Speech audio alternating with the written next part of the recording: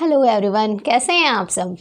बढ़िया। चलिए, अच्छी बात है। बढ़िया, स्वस्थ, खुश, हैप्पी रहना चाहिए। साथ ही साथ पढ़ाई को, अपने गोल को, जो भी आपको अचीव करना है उसको हमेशा ध्यान में रखते हुए सतत रूप से कंटिन्यूटी में कार्य करते रहना चाहिए। हम बात कर रहे हैं भाग 5 के बारे में।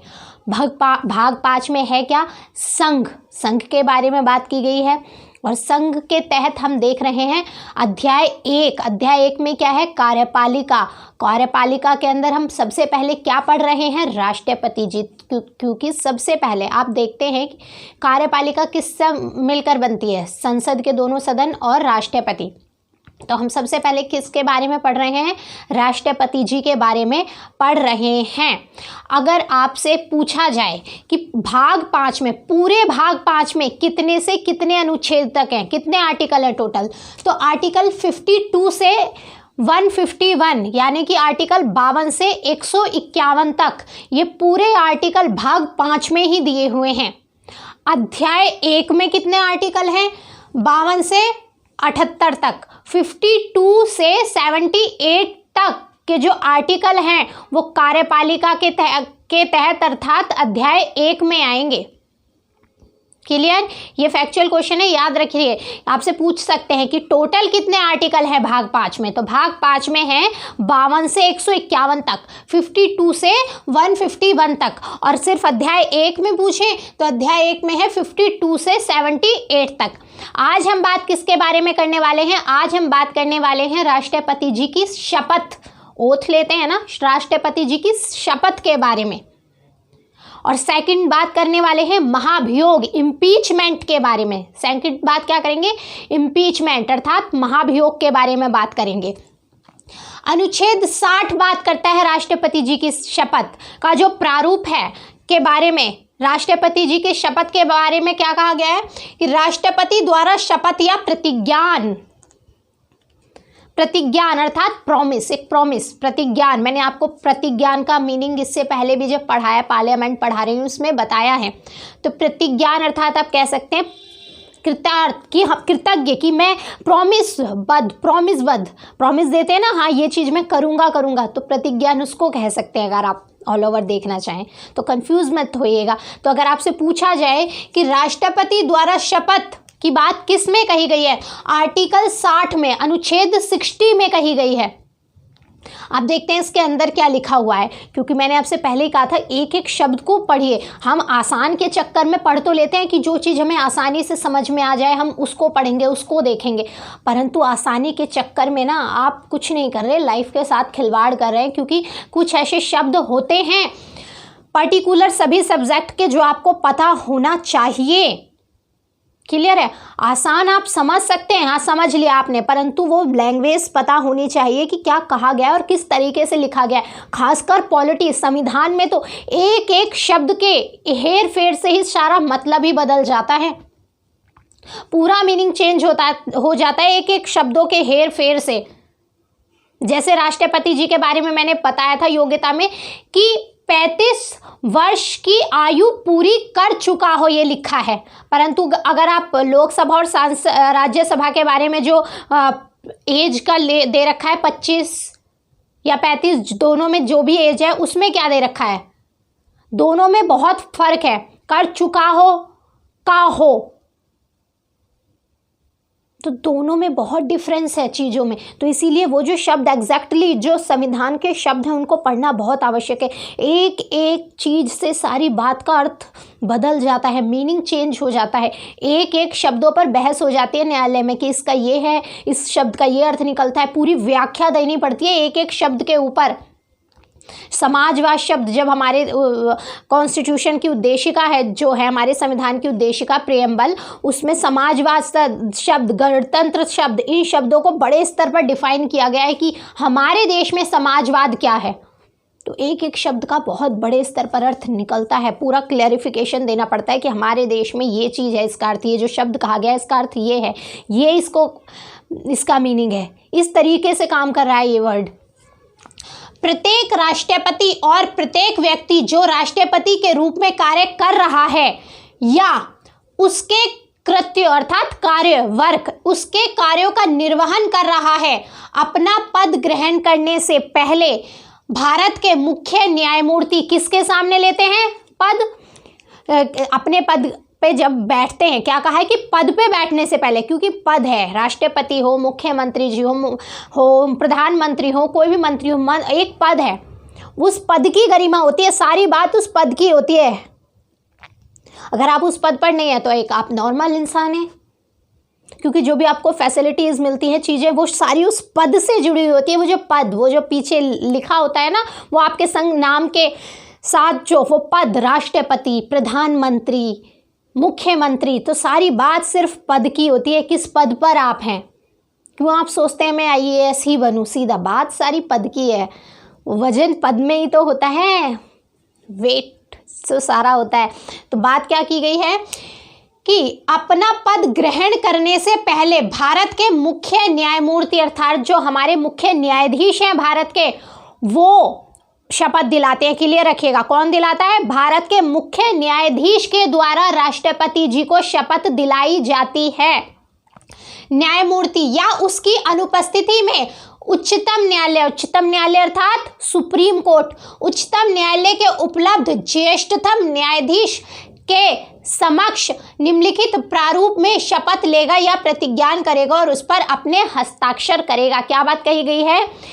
हमारे देश के जो राष्ट्रपति हैं वो अपने पद ग्रहण करने से पहले, अपने पद पर बैठने से पहले भारत के उच्चतम न्यायालय अर्थात सुप्रीम कोर्ट के मुख्य न्यायाधीश के समक्ष शपथ लेंगे। अगर मुख्य न्यायाधीश नहीं हैं तो उनकी अनुपस्थिति में जो उच्चतम न्यायालय के ज्येष्ठतम न्यायाधीश होंगे, वरिष्ठतम, वो शपथ दिलाएंगे।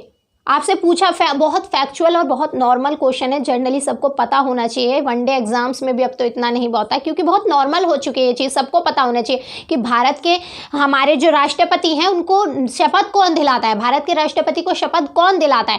तो जो उच्चतम न्यायालय सुप्रीम कोर्ट के मुख्य न्यायाधीश राष्ट्रपति जी को शपथ दिलाते हैं। अगर वो नहीं है तो यहाँ पे क्लियर कहा गया है कि भारत के मुख्य न्यायमूर्ति या उनकी अनुपस्थिति में, अगर वो नहीं है, एब्सेंट है, अब उनकी अनुपस्थिति में उच्चतम न्यायालय के उपलब्ध ज्येष्ठतम, जो उच्चतम न्यायालय के ज्येष्ठतम न्यायाधीश होंगे वो शपथ दिलाएंगे। और एक बात मैंने आपको पहले भी बताई जब हम पार्लियामेंट पढ़ रहे थे, फिर बता देती हूँ कि जो ये ज्येष्ठतम है ये अनुभव के आधार पे है, उम्र के आधार पर नहीं, एक्सपीरियंस के आधार पर है, एज के आधार पर नहीं। ये बहुत फैक्चुअल क्वेश्चन है। कभी अगर कोई पूछे कि ज्येष्ठतम बड़ा क्या होता है, अगर जनरली हम अपने घर में बड़ा किसको बोलते हैं? जो हमसे बड़ा होता है, बड़ा एज के हिसाब से तो बोलते हैं। परंतु कई बार क्या होता है कि हमारे भाई हैं, भाई है, बहन है, कोई भी है, कि शादी हुई, उनकी वाइफ आई तो वो आपसे एज में छोटी है, परंतु जो उस पद है जो वो उसको मिल चुका है उसमें वो बड़ी है। तो ये बात होती है ना, हर बात एज से लागू नहीं होती। हर चीज़ एज पर मत लेके जाइए कि अगर हमसे एज में बड़ा है तभी बड़ा है, नहीं। यहाँ एज की बात नहीं की गई है, जो ज्येष्ठतम वरिष्ठतम बात की गई है ना, वो एक्सपीरियंस के हिसाब से। बड़ों से सुना नहीं है, ये जो हमारे बाल सफ़ेद हुए हैं ना, ये ऐसे ही नहीं हुए। सुनते हैं ना, बड़े कई बार बोल देते हैं कि हमें बेवकूफ़ मत बनाओ, हमने बाल धूप में सफ़ेद नहीं किया है। मतलब धूप में सफ़ेद ना करने से तात्पर्य होता है कि हमें एक्सपीरियंस है। जो चीज़ आप देख रहे हो ना, अब जो फेस कर रहे हो वो चीज़ हम कब फेस कर चुके हैं, क्योंकि ये जाहिर सी बात है। देखिए, हम अपने बड़ों को बेवकूफ़ बनाने की कोशिश करते हैं, परंतु कई बार ऐसा होता भी है कि वो चीज़ों को देख के नज़रअंदाज कर देते हैं। क्यों? क्योंकि उन्हें पता है कभी हम भी जवान थे, हम भी बच्चे थे, तो जनरली उन्हें पता होता है।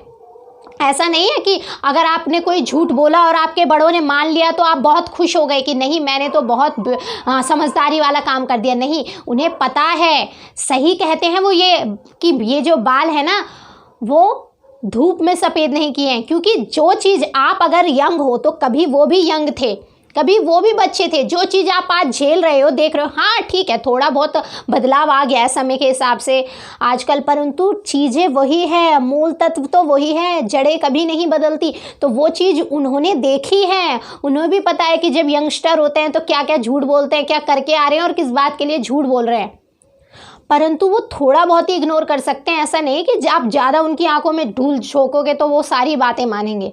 अगर वो थोड़ा बहुत आपको कह नहीं रहे हैं तो इसका मतलब ये नहीं कि उनको नहीं पता है कि आप क्या झूठ बोल रहे हो क्या नहीं। तो नेक्स्ट टाइम संभल जाइए, पता सब कुछ होता है उनको, क्योंकि वो भी आपकी एज से ही गुजर कर आए हैं। सब पता होता है किस एज में क्या झूठ बोलते हैं बच्चे, क्या अगर फेस के एक्सप्रेशन से बता देंगे कि आप सच बोल रहे हैं या झूठ बोल रहे हैं। तो हम क्या बात कर रहे थे कि उच्चतम न्यायालय के मुख्य न्यायाधीश अगर वो नहीं हैं तो उनकी अनुपस्थिति में उच्चतम न्यायालय का कोई भी ज्येष्ठतम अर्थात कोई भी वरिष्ठतम न्यायाधीश शपथ दिलाएगा राष्ट्रपति जी को। और जो ये ज्येष्ठतम है वो एक्सपीरियंस के आधार पर है, ना कि एज के आधार पर। क्लियर रखेगा।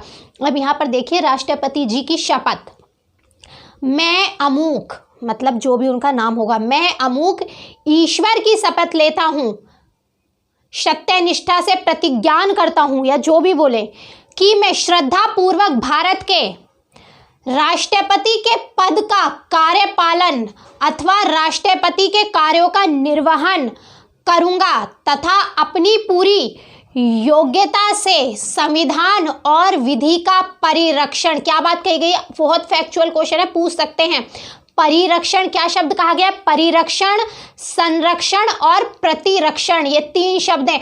हो सकता है आपसे सीरियल में लगाने के लिए पूछते कि पहले कौन सा शब्द है, बाद में कौन सा शब्द है और फिर कौन सा है, क्योंकि आजकल आप ये सोच के जाएं कि ये इंपॉर्टेंट है, ये नहीं आएगा। नहीं भाई, जो पढ़ रहे हैं ना बहुत ध्यान से पढ़िए, पता नहीं कहाँ से कब कौन सा क्वेश्चन बल जाए। बहुत बड़े स्तर पर कॉम्पिटिशन है, परंतु कॉम्पिटिशन उन्हीं लोगों को लगता है जो चीज़ें ध्यान से नहीं पढ़ते।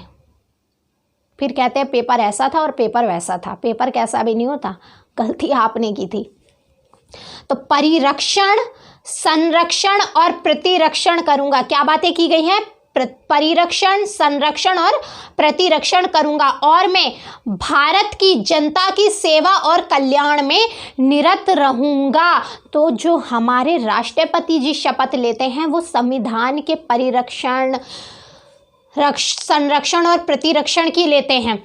और जो हमारे प्रधानमंत्री, जिनके भी पीछे मंत्री लगाओ, मुख्यमंत्री, कैबिनेट मंत्री, ये जो सब शपथ लेते हैं वो भारत की एकता, अखंडता की शपथ लेते हैं, अपनी पद और गोपनीयता की शपथ लेते हैं कि जो इस पद पे मैं हूँ उस पद की गोपनीयता को बनाए रखूंगा। आप दोनों की, अगर आपने कभी देखा हो प्रधानमंत्री जी के जब शपथ ग्रहण समारोह होता है उसमें जो शब्द प्रयोग किए जाते हैं और जो राष्ट्रपति जी के शपथ के लिए शब्द है, दोनों में डिफरेंस है। सेम शपथ नहीं होती।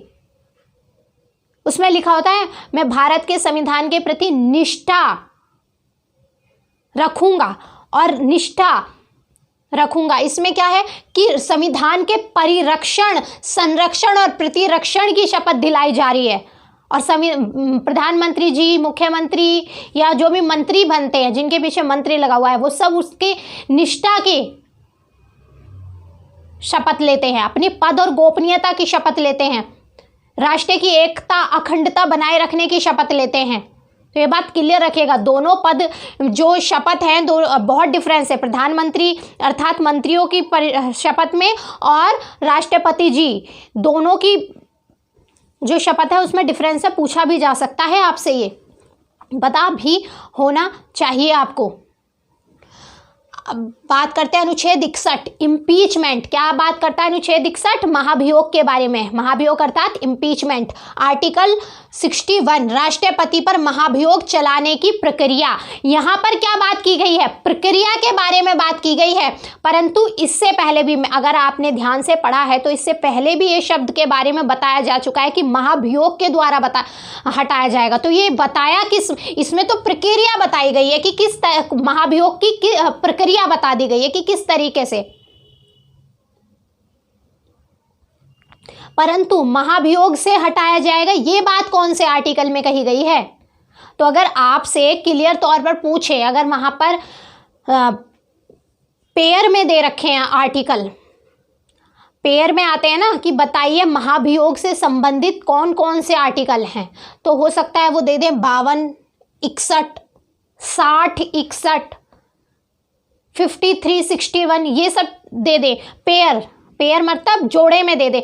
तो आपसे पूछ सकते हैं कि राष्ट्रपति जी के जो महाभियोग की प्रक्रिया है, इम्पीचमेंट की प्रक्रिया है, उससे संबंधित आर्टिकल कौन से हैं। तो आर्टिकल 56, कौन सा आर्टिकल 56 और 61, ये दोनों आर्टिकल महाभियोग के बारे में, इन दोनों ही आर्टिकल में महाभियोग शब्द के बारे में बात की गई है। क्यों? क्योंकि यहाँ पर बताई गई है महाभियोग की प्रक्रिया, कि महाभियोग किस प्रक्रिया से हटेगा। भाई महाभियोग कह दिया, 56 में कह दिया कि राष्ट्रपति जी को महाभियोग के द्वारा हटाया जाएगा, ये बात कह दिया। महाभियोग है क्या, किसे कहेंगे महाभियोग, क्या प्रक्रिया है महाभियोग में, तो वो प्रक्रिया के बारे में बात की गई है अनुच्छेद 61 में। और हो सकता है पेयर में ना पूछ के सीधे ये पूछ दे कि महाभियोग की प्रक्रिया के बारे में अगर ये शब्द लगा हुआ है तो बहुत, देखिए पढ़ तो हम सब कुछ लेते हैं, अगर हम उसको ध्यान से नहीं पढ़ेंगे तो क्वेश्चन गलत हो जाएगा। पेयर पूछे जाएंगे अर्थात जोड़े में पूछे जाएंगे तो आर्टिकल 56, 56 और 61 दोनों में महाभियोग के बारे में बात की गई है। अगर आपसे यूँ पूछा जाएगा कि महाभियोग की प्रक्रिया के बारे में किस आर्टिकल में बात की गई है, और वहाँ पे अनुच्छेद 52 दे दिया, 60 दे दिया, 61 दे दिया और 56 दे दिया, तो अब क्या होगा, फिर कंफ्यूज हो जाएंगे कि भाई 56 में भी कही गई है। तो शब्द देखिए मैंने क्या कहा है, महाभियोग की प्रक्रिया के बारे में किस आर्टिकल के बारे में बात की गई है, तो प्रक्रिया पूछिए, तो प्रक्रिया किस में कही गई है, 61 में। तो क्लियर रखिएगा, ऐसे कुछ माइनर सा डिफरेंस दे के पूछ लेते हैं और तभी बच्चे गलत कर देते हैं। आता सब कुछ है परंतु एक गलती करते हैं, एक तो ध्यान से पढ़ते नहीं और साथ ही साथ क्वेश्चन को बहुत ध्यान से, हमें सब कुछ आने के साथ साथ एग्ज़ाम रूम में क्वेश्चन को बहुत सही तरीके से पढ़ना भी पड़ता है। अगर हमने उसको एक शब्द को भी गलत तरीके से पढ़ा तो अच्छा खासा आता हुआ क्वेश्चन हम गलत कर देते हैं और मार्क्स कट जाते हैं, और मार्क जो मेरिट है ना वो एक एक नंबर से ऊपर नीचे हो जाती है। समझ में आया आपको? अब क्या कहा गया है कि महाभियोग किस तरीके से, क्या बात की गई है, जब संविधान के अतिक्रमण के लिए, तो महाभियोग लगाने का एक ही आधार है, किस एक ही आधार पर राष्ट्रपति जी को हटाया जा सकता है, वो है संविधान का अतिक्रमण। क्या? संविधान के अतिक्रमण के आधार पर आपसे पूछा भी जा सकता है कि राष्ट्रपति जी को उनके पद से हटाने का एकमात्र आधार क्या है, क्या आधार है वो, संविधान के अतिक्रमण के लिए। तो अब देखते हैं क्या बात कही गई है। जब संविधान के अतिक्रमण के लिए राष्ट्रपति पर महाभियोग चलाया जाना हो तब संसद का कोई सदन आरोप लगाएगा, यानी कि अगर महाभियोग की प्रक्रिया चलानी है, किसी सदन को ऐसा लगता है कि राष्ट्रपति जी के द्वारा संविधान का अतिक्रमण हो रहा है, उसका उल्लंघन किया जा रहा है, तो संविधान के अतिक्रमण का अगर किसी भी, चाहे वो लोकसभा हो या राज्यसभा हो, दोनों में से कोई भी सदन ये आरोप लगा सकता है। क्लियर रखिएगा, इसमें कोई एक, आपसे पूछा भी जा सकता है कि क्या लोकसभा ही लगा सकती है या राज्यसभा ही लगा सकती है, नहीं, लोकसभा या राज्यसभा दोनों में से कोई भी लगा सकता है। ऐसा कोई आरोप तब तक नहीं लगाया जाएगा, अब आगे बताएंगे कब तक। क्या कहा गया है कि ऐसा कोई आरोप तब तक नहीं लगाया जाएगा जब तक कि ऐसा आरोप लगाने की प्रस्तावना किसी ऐसे संकल्प में, तो पहली बात जो वो प्रस्ताव लाया जाएगा वो संकल्प प्रस्ताव होगा, संकल्प प्रस्ताव के द्वारा। याद कीजिए पार्लियामेंट जब मैंने आपको पढ़ाया तो उसमें संकल्प प्रस्ताव के बारे में काफ़ी बार बात हुई है, तो संकल्प प्रस्ताव होगा यह। संकल्प प्रस्ताव में अंतर्विष्ट नहीं है जो कम से कम 14 दिन की ऐसी लिखित सूचना के लिए दिए जाने के पश्चात प्रस्तावित किया जाएगा। राष्ट्रपति जी को 14 दिन की सूचना देनी पड़ेगी अगर आपको प्रस्ताव लाना है महाभियोग का। तो जो भी सदन महाभियोग के बारे में लगाने के बारे में सोच रहा है, जो भी सदन सोच रहा है, लोकसभा सोच रही है या राज्यसभा सोच रही है, जो भी सदन सोच रहा है, तो ये कहा गया है कि ये प्रस्ताव, ये संकल्प प्रस्ताव तब तक नहीं लाया जा सकता जब तक राष्ट्रपति जी को 14 दिन, कम से कम कितने दिन पहले सूचना देनी चाहिए? 14 दिन पहले, 14 डेज। फैक्चुअल क्वेश्चन है, पूछा जा सकता है। तो कम से कम 14 दिन पहले राष्ट्रपति जी को इसकी सूचना देनी होती है, ये बात याद रखिएगा। क्लियर है? कितने डेज? 14 डेज, कम से कम। वर्ड भी क्या है? कम से कम 14 डेज पहले। या जिस पर उस सदन की कुल सदस्य संख्या के कम से कम, इस यहाँ भी कम से कम है, कम से कम, ज़्यादा से ज़्यादा हो जाए वो ठीक है, परंतु कम से कम इतने तो होने चाहिए। अगर इतने नहीं होंगे तो बिल्कुल भी ये प्रस्ताव नहीं लाया जाएगा। तो जिस पर उस सदन की कुल सदस्य संख्या के कम से कम 1/4, कितने? 1/4, कितना? 1/4, कम से कम 1/4, 1/4, 1/4 सदस्य, याद रखिएगा। सूचना कितने दिन पहले होनी चाहिए? 14 दिन पहले। कम से कम वर्ड लिखा गया है वहाँ पे भी, देखिए, कम से कम 14 दिन पूर्व, कम से कम 14 दिन पूर्व कहा गया है। और यहाँ भी क्या कहा गया है कि कम से कम 1/4, यानी कि कम से कम, ज़्यादा भी हो सकते हैं, 1/4 से ज़्यादा होगा चल जाएगा, परंतु कम नहीं होने चाहिए इससे। तो कम से कम 1/4, 1/4 सदस्यों ने हस्ताक्षर करके उस संकल्प को प्रस्तावित करने का अपना आशय प्रकट किया हो। तो ये बात कही गई है कि अगर आपको महाभियोग की प्रक्रिया लानी है, महाभियोग का संकल्प प्रस्ताव लाना है, तो ऐसा नहीं है कि भाई ये कोई छोटा मोटा पद है, हाँ भाई ऐसी कोई, देश का गरिमामय पद है। अगर इस पर आपको उंगली उठानी है तो बहुत सोच समझकर उठानी पड़ेगी, क्योंकि इसमें देश की इसके साथ देश की गरिमा जुड़ी हुई है, देश की रेपुटेशन जुड़ी हुई है, देश का प्रमुख, प्रमुख पद है, ये एक गरिमामय पद है। तो क्या कहा गया कि अगर आपको ये प्रक्रिया, महाभियोग की प्रक्रिया लानी है, तो पहली बात ये है कि ये संकल्प प्रस्ताव लाने से पहले आपको 14 दिन पहले राष्ट्रपति को सूचना देनी होगी, कम से कम 14 दिन पहले। साथ ही साथ सदन के, जिस सदन के द्वारा ये प्रस्ताव लाया जा रहा है, उस सदन के कम से कम 1/4, 1/4 सदस्यों ने इस पर हस्ताक्षर किए हों कि हाँ बिल्कुल हम सहमत हैं कि लाना चाहिए। ऐसे नहीं कि आपको या सदन के किसी एक मेंबर को लगा कि भाई महाभियोग लाना है, सुबह उठे महाभियोग का प्रस्ताव लेके आ गए, ऐसा नहीं होता। बहुत गरिमामय पद है ये। उस सदन की कुल सदस्य संख्या के, क्या? उस सदन की कुल सदस्य संख्या के कम से कम 2/3। अब इसमें भी क्या बात की गई है? कम से कम 2/3 तो होने चाहिए। अगर उससे एक भी नीचे रहेगा तो बात नहीं बनेगी, कम से कम 2/3 होने चाहिए। तो कम से कम 2/3 बहुमत द्वारा ऐसा संकल्प पारित नहीं किया गया हो। क्लियर? 2/3 के द्वारा और पारित होना चाहिए।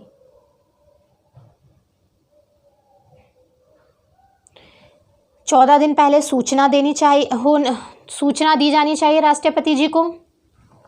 1/4 के द्वारा आशय प्रकट किया जाना चाहिए, कि मन में होने चाहिए कि हाँ बिल हस्ताक्षर के साथ, कि 1/4 सदस्य के हस्ताक्षर होने चाहिए। और फिर क्या होता है, फिर पूछते हैं कि और भी लोग ऐसे कि ये चीज़ होनी चाहिए या नहीं होनी चाहिए, क्योंकि सिर्फ 1/4 से काम नहीं चलेगा, फिर 2/3 मेजोरिटी होनी चाहिए, 2/3 बहुमत, कि ये हाँ जी बिल्कुल हाँ में हाँ मिलाई होनी चाहिए 2/3 मेंबर के द्वारा, मेजोरिटी के द्वारा, विशेष बहुमत के द्वारा, क्योंकि कोई छोटी मोटी बात नहीं है राष्ट्रपति जी पर महाभियोग चलाना।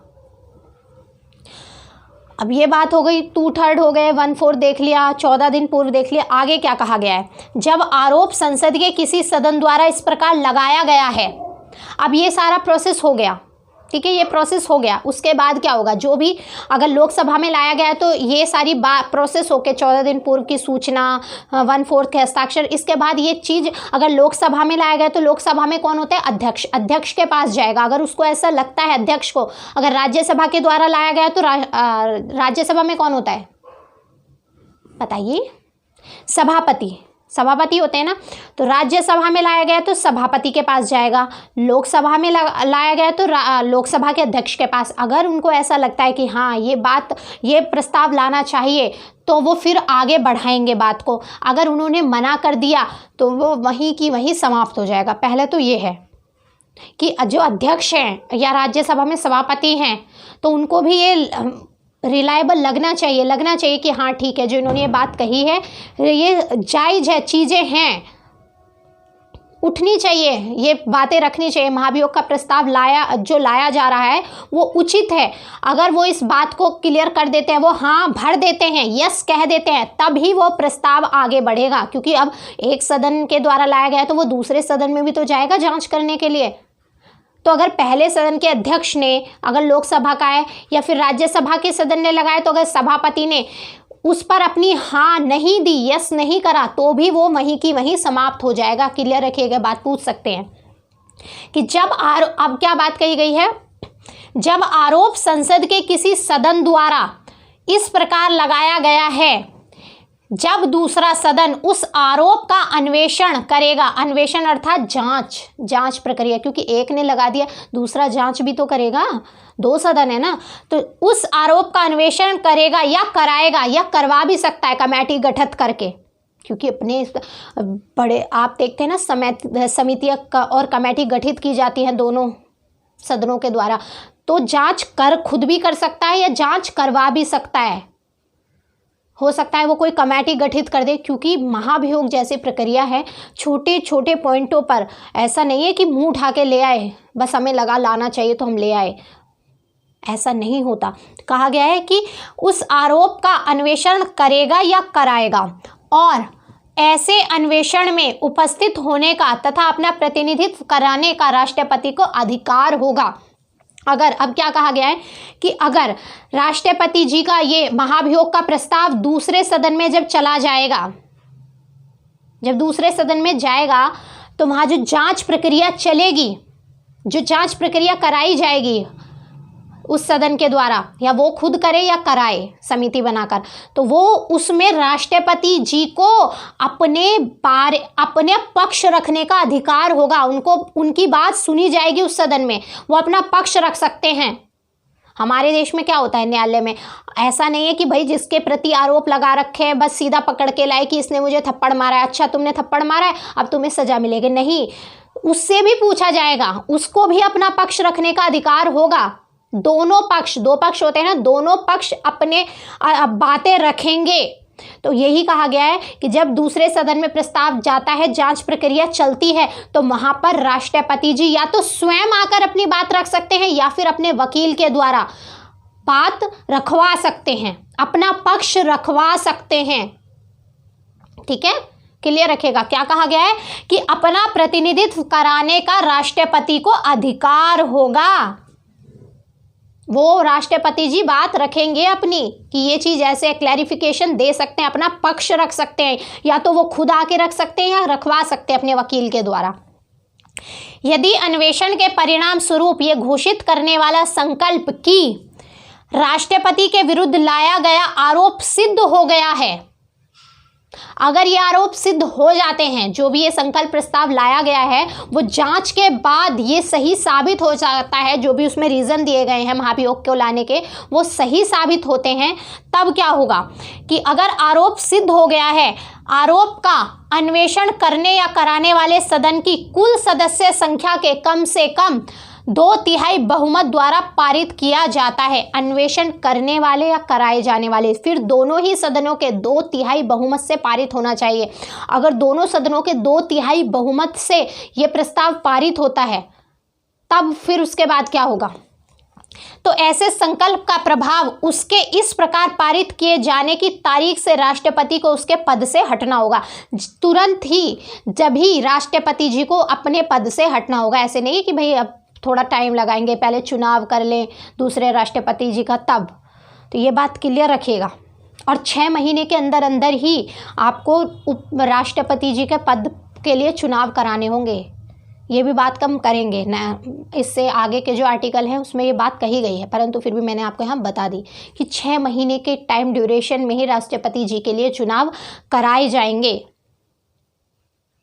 और ऐसा नहीं है कि जो अब हो सकता है कि जो चुनाव ये महाभियोग लाया गया है वो 5 साल का कार्यकाल होता है तो 2 साल में ला दिया। अब जो नए राष्ट्रपति बनेंगे, अब क्या वो बचे हुए कार्यकाल के लिए बनेंगे, अर्थात 3 साल के लिए? नहीं, वो पूरे 5 साल के लिए ही बनेंगे। भारत में ऐसा नहीं होता कि बच्चे कार्यकाल के लिए बने, वो पूरा 5 साल के लिए ही बनेंगे। क्लियर है, ये बात भी याद रखिएगा। तो क्या कहा गया है कि अगर ये प्रस्ताव पारित हो जाता है, फिर दोनों सदनों के 2/3 बहुमत से ये पारित हो जाता है, विशेष बहुमत से, तब राष्ट्रपति जी को अपना पद छोड़ना पड़ेगा। अब बात रही, एक क्वेश्चन और आता है कि ये जो हमने प्रोसेस बताया, ये सारा प्रोसेस करने में ऐसा तो नहीं है कि आज ही एक ही दिन में सारा काम हो जाएगा, नहीं होगा, कुछ टाइम तो लगेगा। इस बीच में अगर राष्ट्रपति जी कोई काम करता है, अपनी कुछ जिम्मेदारियों का निर्वहन करता है, तब क्या होगा कि क्या वो जिम्मेदारियों का निर्वहन कर सकता है, या जो उन्होंने अपनी जिम्मेदारियां निभाई हैं, जो कार्य किए हैं, वो वैलिड होंगे या इनवैलिड होंगे। अगर महाभियोग साबित हो जाता है तो बिल्कुल वैलिड होंगे, क्योंकि जब तक वो अपने पद पर थे सिर्फ प्रक्रिया चल रही थी। तो जो काम उन्होंने अपने पद पे रहते हुए किए हैं वो सारे काम वैलिड होंगे। उन्हें ऐसा नहीं कर सकते कि ठीक है राष्ट्रपति जी अब हट गए हैं महाभियोग के द्वारा, तो जो इस ड्यूरेशन में इन्होंने काम किए हैं वो सारे इनवैलिड कर दें। नहीं, बिल्कुल वैलिड होंगे वो। उन पर कोई ऐसा नहीं करा जाएगा कि उनको बदला जाएगा, नहीं। जो काम उन्होंने किए हैं, जो कार्य उन्होंने किए हैं, वो वैलिड होंगे, वैलिड होंगे। क्लियर रखिएगा इस बात को। और एक फैक्चुअल क्वेश्चन, अभी तक हमारे किसी भी राष्ट्रपति जी पर महाभियोग की प्रक्रिया नहीं लगाई गई है। ठीक है, तो ये बात याद रखिएगा, हो सकता है कभी पूछ ले। तो अभी तक ऐसी कोई प्रक्रिया नहीं, क्योंकि हमारे जो राष्ट्रपति जी हैं उन पर पहले ही संविधान के द्वारा इतने सारे रिस्ट्रिक्शन लगा दिए गए हैं। आप ये करेंगे तो प्रधानमंत्री जी की सलाह से करेंगे, वो करेंगे तो प्रधानमंत्री जी की सलाह से करेंगे। तो हमारे यहाँ पर अभी तक भी राष्ट्रपति जी के खिलाफ महाभियोग की प्रक्रिया नहीं लाई गई और आगे भी शायद नहीं लाई जाएगी, क्योंकि हमारा संविधान बहुत अच्छी तरीके से बनाया गया है। किसी को भी ऐसा ही नहीं कहा गया है कि वो अपनी हद से आगे बढ़कर कार्य कर सकता है। अभी तक कभी भी ऐसा आरोप नहीं लगा है कि हम अतिक्रमण का आरोप लगा के ही तो हटा सकते हैं, तो कभी भी ऐसा कोई आरोप नहीं लगाया गया है और ना भविष्य में लगने की उम्मीद ही है, क्योंकि हमारे संविधान में प्रावधान ही इस तरीके की करे गए हैं। और एक और क्वेश्चन,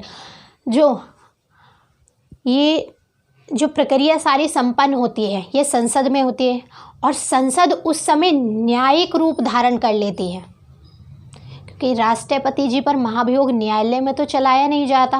बात कहाँ किसकी की जा रही है, संसद के सदनों की जा रही है ना। तो राष्ट्रपति जी पर महाभियोग की प्रक्रिया कहाँ चलाई जा रही है, संसद में। न्यायिक प्रक्रिया है, तो जब ये प्रक्रिया महाभियोग की प्रक्रिया चल रही होती है तो उस समय हमारा जो संसद है वो न्यायिक रूप धारण कर लेता है, क्योंकि फैसला देना है ना, न्याय करना है, तो न्यायिक रूप धारण कर लेता है। इसलिए इसको अर्ध न्यायिक प्रक्रिया भी कहा जाता है, क्योंकि है संसद वो विधि बनाना काम है, न्याय का काम नहीं है। परंतु अर्ध न्यायिक क्यों कहा गया है, क्योंकि न्याय का भी कार्य कर रही है। इम्पीचमेंट के प्रोसेस में अर्थात महाभियोग के प्रोसेस में हमारी संसद न्यायिक रूप धारण कर लेती है, ये बात याद रखिएगा। और एक और क्वेश्चन, जब राष्ट्रपति जी का चुनाव होता है तब राष्ट्रपति जी के चुनाव में कौन कौन सदस्य भाग लेता है। अगर आपने मेरे इससे पहले के आर्टिकल्स देखे हैं राष्ट्रपति जी के तो आपको पता होगा, लोकसभा और राज्यसभा दोनों ही सदन के निर्वाचित सदस्य हैं। निर्वाचित अर्थात जिनको चुना है, वोट के द्वारा जो चुन के आए हैं। कुछ ऐसे सदस्य भी होते हैं ना जो मनोनीत होते हैं, जो राष्ट्रपति जी के द्वारा मनोनीत किए जाते हैं, जैसे राज्यसभा में 12 और लोकसभा में 2, तो वो सदस्य यानी कि टोटल 14 मेंबर राज्यसभा में कितने हैं, 12 और लोकसभा में 2 सदस्य अपॉइंट किए जाते हैं। किसके द्वारा, राष्ट्रपति जी के द्वारा, मनोनीत सदस्य बोलते हैं उन्हें। तो वो सदस्य राष्ट्रपति जी की चुनावी प्रक्रिया में भाग नहीं लेते। और साथ ही साथ और कौन भाग लेता है चुनाव प्रक्रिया में, जो हमारी राज्य के विधानमंडल है। विधानमंडल में विधानसभा है ना, विधानसभा और विधान परिषद होती है। विधान परिषद सभी राज्यों में नहीं है, इस कारण से विधान परिषद के सदस्य नहीं लेते चुनाव प्रक्रिया में भाग, परंतु विधानसभा सभी में है, इसलिए विधानसभा के मेंबर उसके भी सिर्फ निर्वाचित, मनोनीत नहीं, क्योंकि विधानसभा में भी राज्यपाल के द्वारा सदस्य मनोनीत किए जाते हैं। जैसे केंद्र में करता है राष्ट्रपति जी, इसी तरीके से राज्य में करते हैं राज्यपाल। तो क्या बात कही है मैंने कि कौन कौन चुनाव में भाग लेता है राष्ट्रपति जी के चुनाव में? राज्यसभा, लोकसभा और राज्यसभा के दोनों सदनों के निर्वाचित सदस्य, साथ ही साथ राज्य की विधानमंडल के जो विधानसभा के सदस्य हैं वो भी निर्वाचित, जिनको वोट के द्वारा चिन्ह को भेजा गया है, एमएलए जिन्हें कहते हैं, वो भाग लेते हैं। मनोनीत सदस्य भाग नहीं लेते चुनाव में। अब इम्पीचमेंट में क्या होता है पूछा जा सकता है। जो इम्पीचमेंट है अर्थात महाभियोग की प्रक्रिया में, महाभियोग की प्रक्रिया में लोकसभा और राज्यसभा के सभी मेंबर भाग लेते हैं, चाहे वो निर्वाचित हो या मनोनीत। परंतु राज्य के जो विधानसभा के सदस्य हैं वो निर्वाचित और मनोनीत कोई भी हो वो भाग नहीं लेते। तो ये डिफरेंस है। क्लियर रखिएगा ये बात, आपसे पूछा भी जा सकता है। इम्पीचमेंट में सिर्फ लोकसभा और राज्यसभा के सदस्य ही भाग लेते हैं, और वो भी चाहे मनोनीत हो या निर्वाचित, दोनों प्रकार के सदस्य, यानी कि सभी सदस्य भाग लेंगे, और विधानसभा का कोई भी मेंबर भाग नहीं लेगा, चाहे वो निर्वाचित हो या मनोनीत। तो ये कुछ डिफरेंस है, याद रखिएगा आप।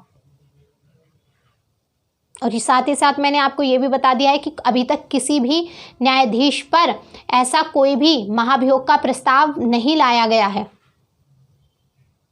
तो ये जो बात मैंने समझाई, आई होप आपको समझ में आई होगी। नहीं आई तो एक बार और देखिए, दोबारा से देखिए, कोशिश करिए कि आपको समझ में आ जाए। अगर एक बार में नहीं आई तो एक बार और देख लीजिए, अच्छी सी चीज़ें पढ़ कर जाइए एग्ज़ाम में, क्या पूछ रहा है, आपसे किस चीज़ का जवाब मांग रहा है, जो जवाब मांग रहा है वो ही दीजिए। और इसके लिए बेहतर है कि आप जब पढ़ रहे हैं तो भी शब्द बहुत ध्यान से पढ़ें कि क्या कह रहा है, और जब आप एग्ज़ाम रूम में एग्ज़ाम के लिए दे रहे हैं उस समय भी वो क्वेश्चन क्या पूछ रहा है, दोनों बातों का ध्यान रखें। चलिए आज के लिए इतना ही रखते हैं फिर, धन्यवाद।